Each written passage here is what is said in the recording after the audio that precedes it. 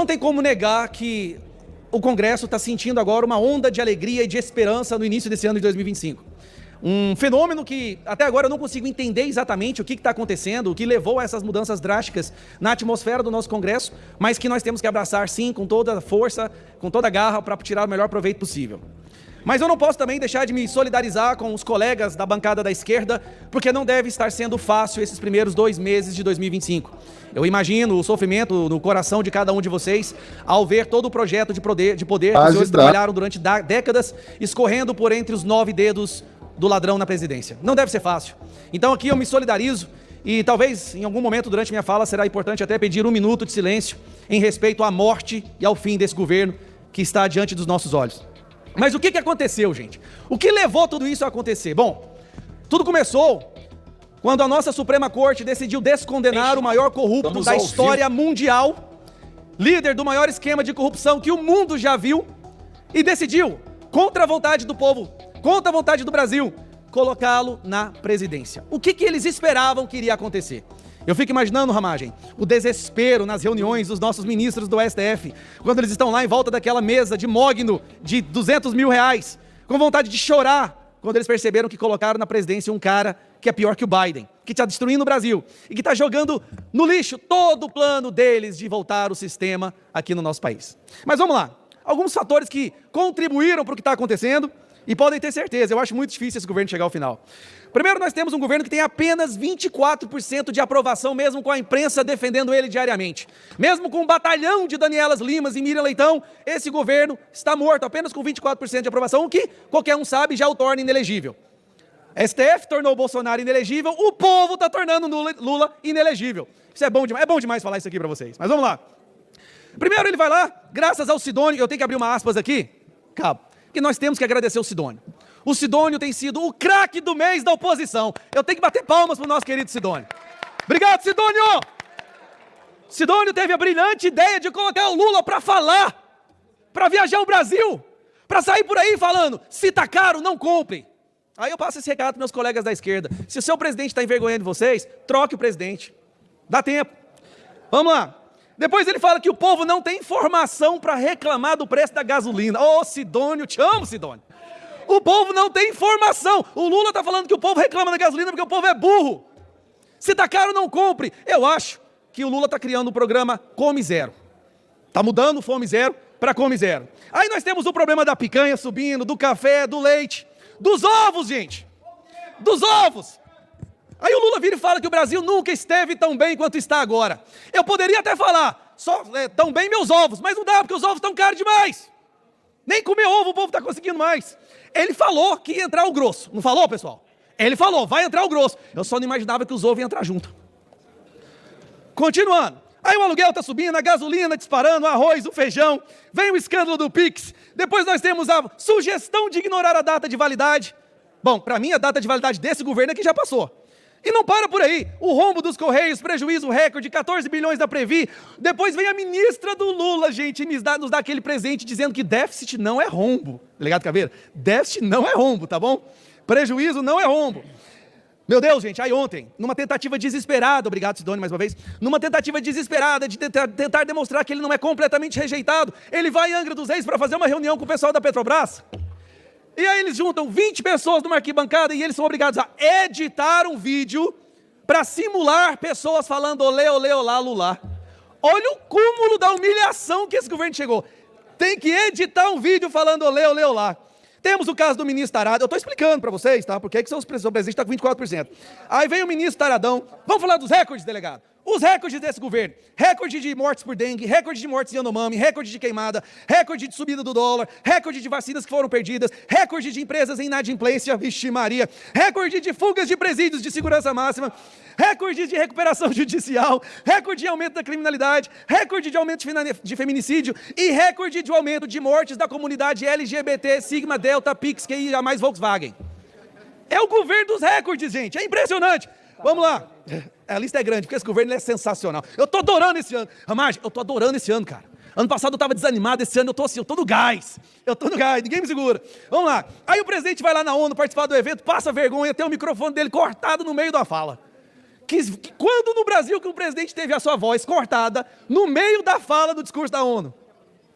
Mas é claro, um presidente que recebe agradecimento do Hamas, que é um grupo terrorista que arranca a cabeça de crianças, que está apoiando o golpe aqui na Venezuela, do nosso narco-ditador, que ele fala que é uma pessoa boa, e continua, a corrupção aumenta. Não, o Brasil acabou de receber a pior nota da história da transparência no que diz respeito à percepção de corrupção. A pior da história. Presidente, nem no Mensalão, nem no Petrolão, a pontuação do Brasil esteve tão baixa quanto agora no que diz respeito à percepção da corrupção. Mas também, né, colocaram um descondenado corrupto na presidência. Aí vem os escândalos. Escândalo do Arrosgate, escândalo da mega licitação, né, do Paulo Pimenta, dos amigos do PT, a Quentinha, o IBGE. Não, porque de acordo com o IBGE, o Brasil está às mil maravilhas. E se você discordar do IBGE, você é fake news, antidemocrático, você tem que ser preso pelo STF, tá bom? Nós tivemos a rainha do tráfico visitando o ministro do governo Lula, nós tivemos ONG financiada pelo PCC, sentando com o ministro da Justiça para debater política pública. Gente, vocês não têm vergonha na cara no trem desse, não? ONGs financiadas pelo PCC sentando com o ministro da Justiça. Ah, falar nisso, o PCC e o Comando Vermelho fizeram as pazes, vocês estão sabendo, né? Fizeram as pazes, você acha que o governo prometeu para eles tudo que eles estavam precisando. Os sigilos. Lula veio para acabar com os sigilos e qual que é o recorde que ele bate? Alan Garcês, qual é o recorde? Recorde de sigilos. Em 2 anos, Lula conseguiu impor mais sigilos do que 4 anos do Bolsonaro. A maioria dos sigilos é o gasto da Janja. Ninguém sabe quanto que a Janja está gastando. Fizeram um cálculo aí e deu R$4.000 por hora. Por hora.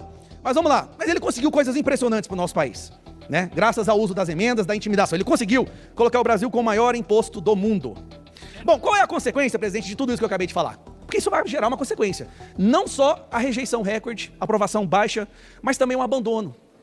E aqui eu peço para a produção colocar uma música triste, porque o Lula está sendo abandonado. Lula está sendo abandonado pelo Centrão, pelo Kassab, está sendo abandonado pelo Paulinho da Força, que foi o primeiro partido a pular no barco, já pulou fora.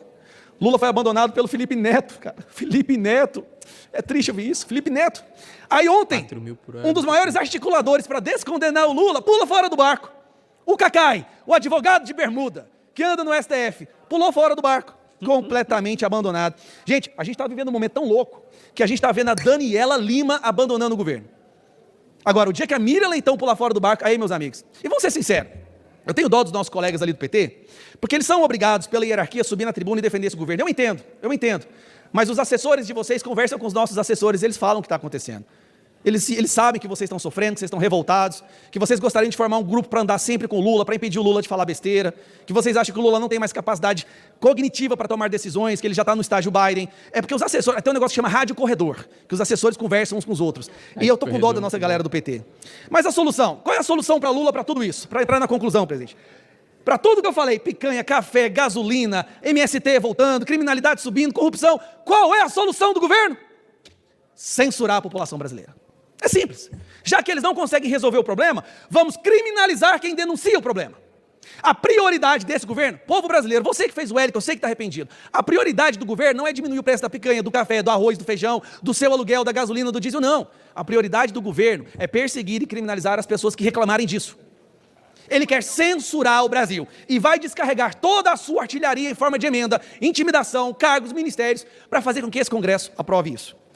E para terminar... Hoje nós tivemos uma pesquisa maravilhosa que saiu mostrando que o Bolsonaro ganharia do Lula no primeiro e no segundo turno. Não só isso, a Michele Bolsonaro ganharia do Lula. Eu acho que a situação está tão calamitosa, tão desastrosa no Brasil, que qualquer um aqui da direita que correr contra o Lula ganha. Verdade. O Lula perde para ele mesmo. Mas a verdade é que o Brasil está sentindo falta do Bolsonaro. E esse é o perigo. Quando essa ditadura do judiciário percebe que a população quer de volta o Bolsonaro, só resta uma coisa para esse pessoal, é prender o maior líder da direita da América Latina. E essa semana o Brasil vai passar por uma das suas maiores vergonhas. Nós estamos aí prestes a ver a denúncia iFood. Aquela denúncia que é pedida sobre encomenda, é escolhido os ingredientes, o período de entrega, se paga mais para que seja acelerado e você consegue acompanhar o trajeto dela até a porta do STF. Uma denúncia que com certeza vai jogar o Brasil no mesmo patamar de ditaduras como Venezuela, Cuba, Coreia do Norte, mas que com certeza a população não vai aceitar. O povo brasileiro já está dizendo chega, dia 16 de março está chegando. A esquerda, a imprensa vai se assustar com o povo indo para as ruas para pedir mais uma vez a anistia, que vai passar. O Bolsonaro de volta à presidência.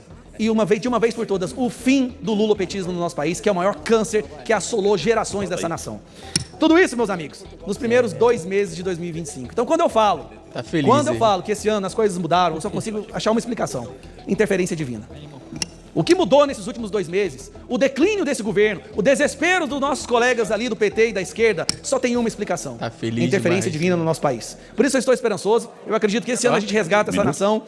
Dá E pra talvez, como diz, né? Deus escreve certo por linhas tortas. Talvez a linha torta dessa vez foi deixar o Brasil experimentar mais um pouco o que é um governo de esquerda, para que a lição seja aprendida de uma vez por todas. E nunca mais se cogite a hipótese de colocar qualquer pessoa que defenda essa ideologia no poder novamente. Então, para concluir, presidente. Caraca, nunca mais deixar qualquer pessoa no poder novamente. Esse foi o deputado Gustavo Gaia.